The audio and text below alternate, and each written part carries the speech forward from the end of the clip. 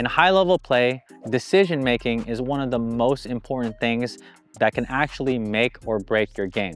So knowing when you should actually play a defensive shot versus when you should actually be more aggressive is really important to decipher in real time. And in this video, we're gonna go over exactly how to do that.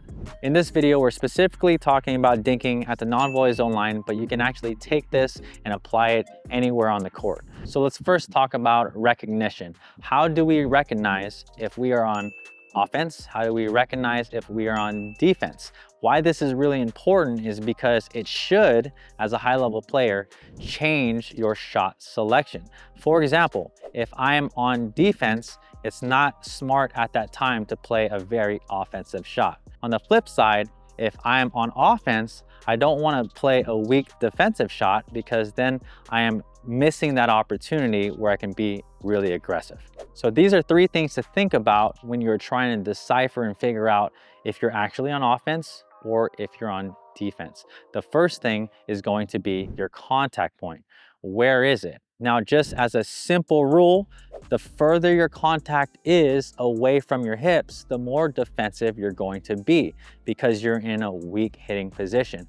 For example, when I hit my forehand topspin dinks, my contact point is right in front of my hips. My paddle tip is down. I have good spacing, but it's right in front of me so that I can actually hit a speed up. I could hit a good aggressive dink. I can hit anything that I want.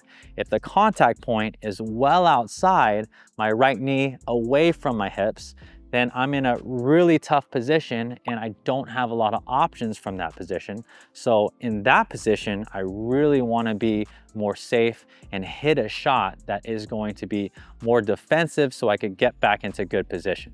Along with the contact point, the next thing that I want to look at is my balance. Where is my body headed and what does my balance feel like?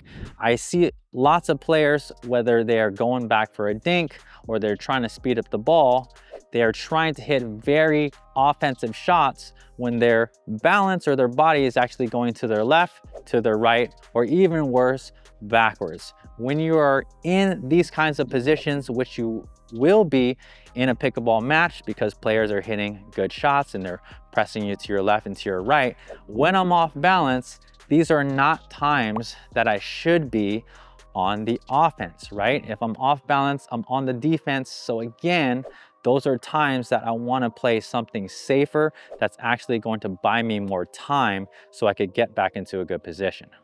Knowing which targets to hit and aim for when you're on the offense is only the beginning of learning how to attack. If you would like to learn everything about attacking at the non-volley zone, check out the link in the description below or go to attackingmasterclass.com. Now let's talk about position. Depending on where you are on the court or how far you are off the court, this should determine what kind of balls and what kind of options that you have available.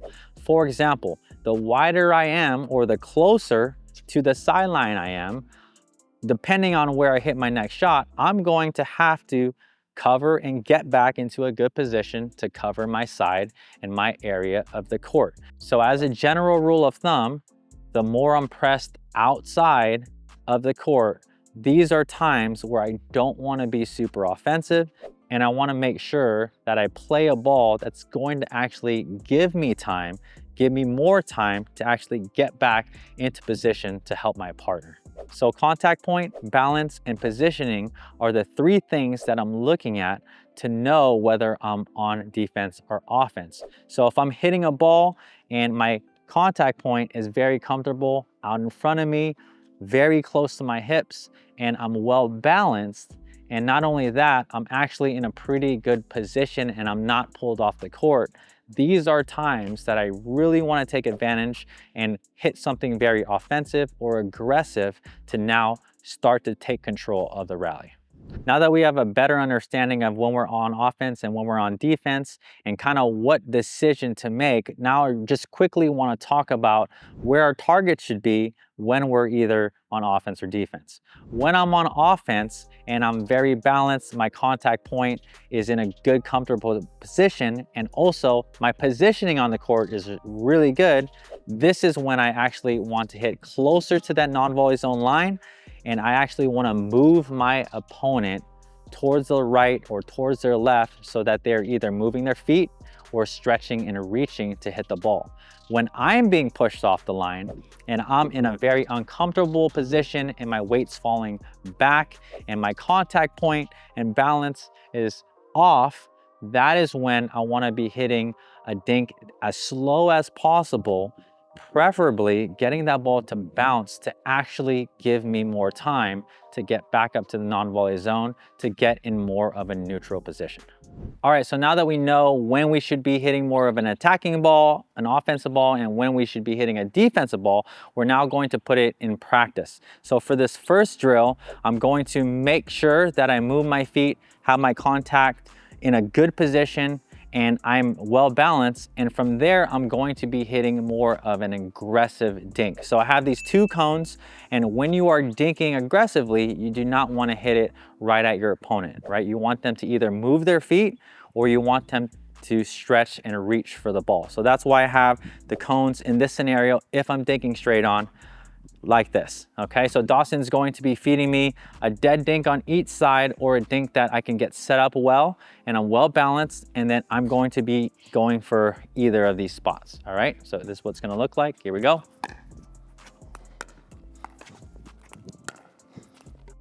One thing that you want to remember when you're doing this is that you're really accurate with your spots and they're not going too far past the non-volley zone, because obviously your opponent is going to try to volley it.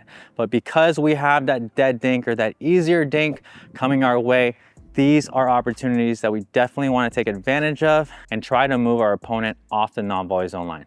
All right, now let's practice the flip side. When you know you're on defense, your contact point is outside and you're reaching or you're off balance and a little bit out of position. In this scenario, we have to be working on practicing hitting a very safe and a little bit more shallow dink to buy us some time and to make sure that our opponents are not taking the next ball out of the air.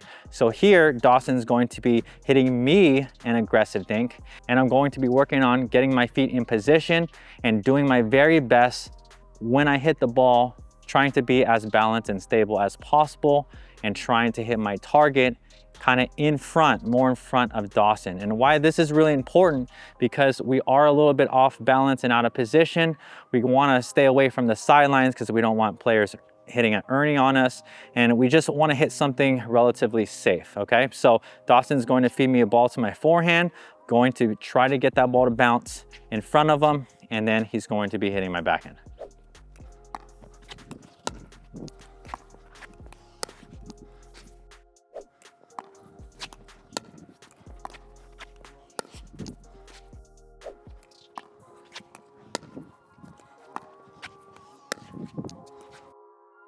All right, so just like you saw there, remember, I'm trying my best to get in a good position and trying to get as close to the ball as possible.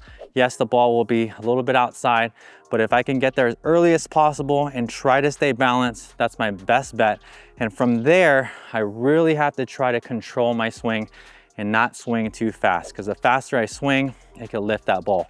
Remember, when you're in a defensive position and when that contact is far away from you, we have to buy ourselves time, and the only way to do that is to get that ball to drop in front of our opponent.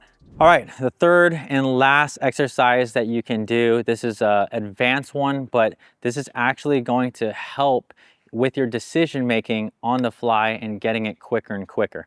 Dawson's now going to dink with me in a live dinking scenario, and verbally, I'm going to try to call out what kind of shot I'm going to hit. Some of the balls will be in the neutral range where it's not really dead and it's not really pushing me back. So maybe on those ones, I just hit back. But if I know I can get in good position and attack a ball, I'm going to say attack. And then when I know a ball is really pressing me, I'm going to call out defend, okay? So this is definitely not easy, but this is just a good exercise that you can do with a friend so that you can start to recognize what balls you really should be attacking on and which ones you should be neutralizing. Here we go. Defend, attack. Defend, defend. Okay. All right, so like in that rally right there wasn't really a chance where I was really offensive, or I could be really offensive, because Dawson was moving me, right? When I'm in that defensive mode, I'm just trying to get the ball to bounce, and I have to remember to get right back up to that non-volley zone to try to take the next one in the air and start to gain control again. All right, so let's do a couple more here. Okay, defend. Okay, offense, offense, offense. Okay, out of the air, offense here. I'm gonna take one next one out of the air, offense here, offense. Okay. All right, so the first one that Dawson hit me, you can clearly see I'm backing up off the non-volley zone line, neutralizing it. And the second or third one, I believe, right, that ball bounced a little bit shallower, which I can try to attack either with top spin on the back end or the forehand side. Okay, defend, defend. Okay, offense, offense. Okay. All right, so you're gonna be getting a variety of balls at the kitchen line. And here's just a couple of key tips here. The more defensive you are on a ball, the shot that you want to hit, you want it to bounce. But again, your opponent probably is most likely going to try to take advantage of that next ball. If you are on offense, and I know I can hit something with some topspin and move my opponent, I could kind of assume that that next ball is going to be a little bit more dead where I can attack again. Now it's time to go grab a partner, practice these drills so that you can make really quick decisions on the fly. If you would like to know 3 strategies that would beat any player, click this video here, and don't forget about our attacking masterclass. Click this link here or go to attackmasterclass.com.